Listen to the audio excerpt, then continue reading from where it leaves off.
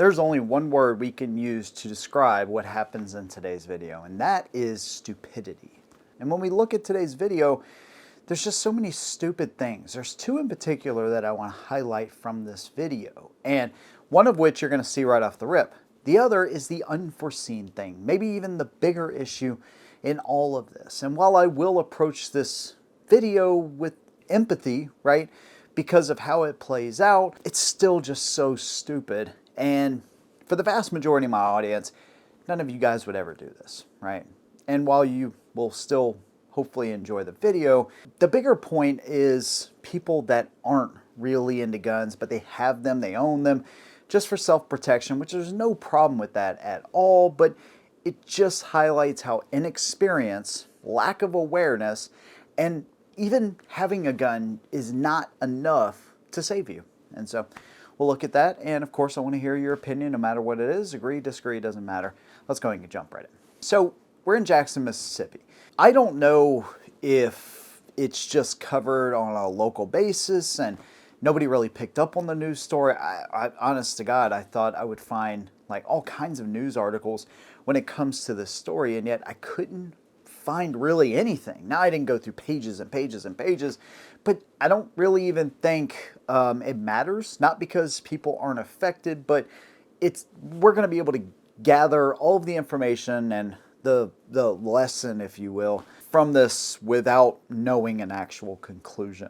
Because unfortunately, we've seen this story play out so many times before. So here's the video, and of course I'll play as much as, I possibly can.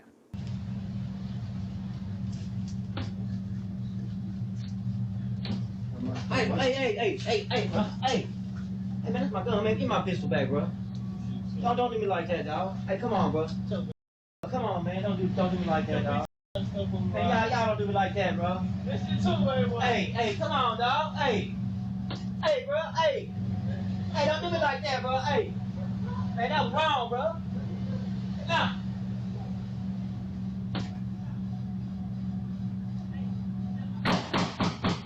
So what's the first thing that you're thinking to yourself after you watch that video? Probably why. Why are you not carrying concealed? This is part of the first lesson. And I've done so many holster videos in the past, and I'd get, every once in a while, I'd get this comment, oh, I have a $20 holster. It's just as good as an $80 holster. And I'd be like, no, it's probably not. I mean, to be quite honest with you, you pay for what you get, right? The more you spend, not always, but in the case of holsters, a lot of the times there's more engineering, there's more R&D, you get better quality materials, made in the USA, whatever, okay? But if it comes down to you spending a $20 holster, or $20 for a holster, or nothing, buy the $20 holster. Buy the best $20 holster that you possibly can. Because this is just stupid. Now, if you're somebody, you're the family of this guy that got his gun stolen, and you're watching this and you're like, man, this guy has no empathy. That is not the case at all, because I do, but this is not the way you carry a gun, right? This is not even close to the advantage that we have as gun owners, which is the fact that what is unseen is typically greater than what is seen. We can actually use that lesson for a lot of things in life, to be honest with you. The world would be a better place if we all kind of believed that, much deeper and higher level. But regardless, what I'm saying here is that the sight of the gun or a gun can deter some people, but we've just seen it too many times, especially these gas station interactions, man. Gas stations are one of the most dangerous people or places that any of us visit. They just are, because you get all kinds of people, every type of person goes to a gas station. And that's just the truth of it. So from all these different examples, we see time and time again where people's guns are just snatched from them. In a holster or in a back pocket, we see it a lot. But when somebody's carrying concealed, unless they know you're carrying concealed, or unless it is just so blatantly obvious, they think you're just another person walking around in your Zen world, not really paying attention to anything, and they just see you as another victim. Which, that's fine. If they see you as another victim, totally fine. Because again, what's unseen is more powerful than what is seen. Now, what you don't see in this video is another part of the lesson that I want to talk about that we can all kind of walk away from here, but it's one on a more specific level. But before I get to that, training, good holster, concealed carry. These are things that we all have to follow.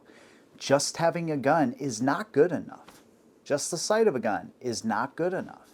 If you buy a gun for self-protection, invest in yourself a little bit, invest in some ammo, invest in some training, invest in a holster, invest in a gun belt, and know how to actually properly use that gun and the tactics that go along with it, right? Some of which I've talked about on my channel, but you gotta be more aware of what's going on around you too. I'm sorry, but there's just certain places that I don't go at certain times of days, right? And that's just a fact. You know, there are certain gas stations that I know to kind of stay away from.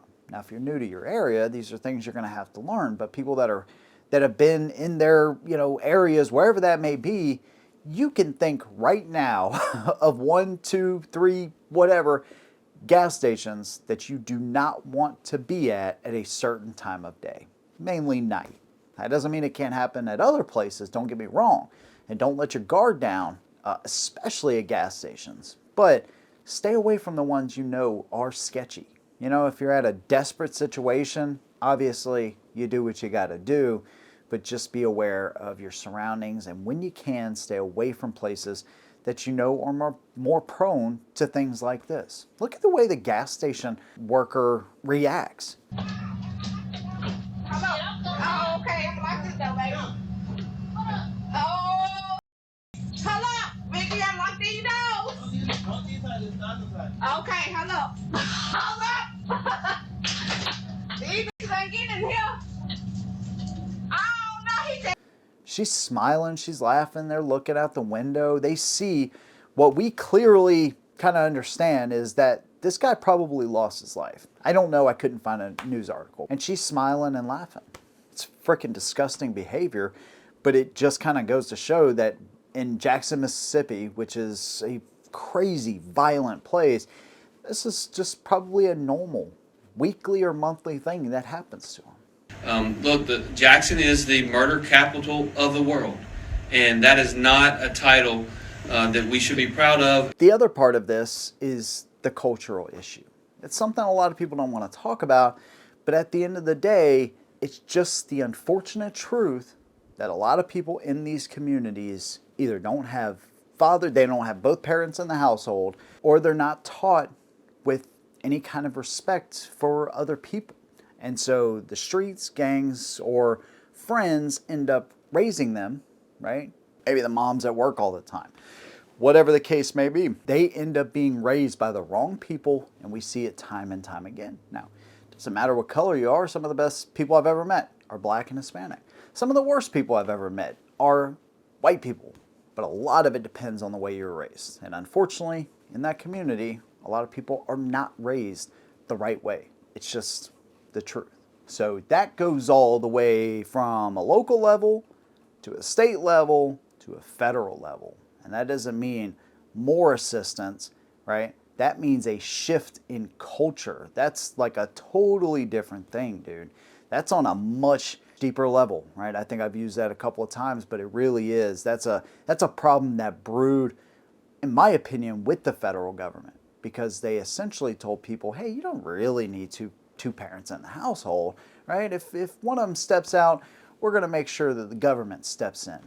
And nobody can fill the shoes of a mother or a father to a child.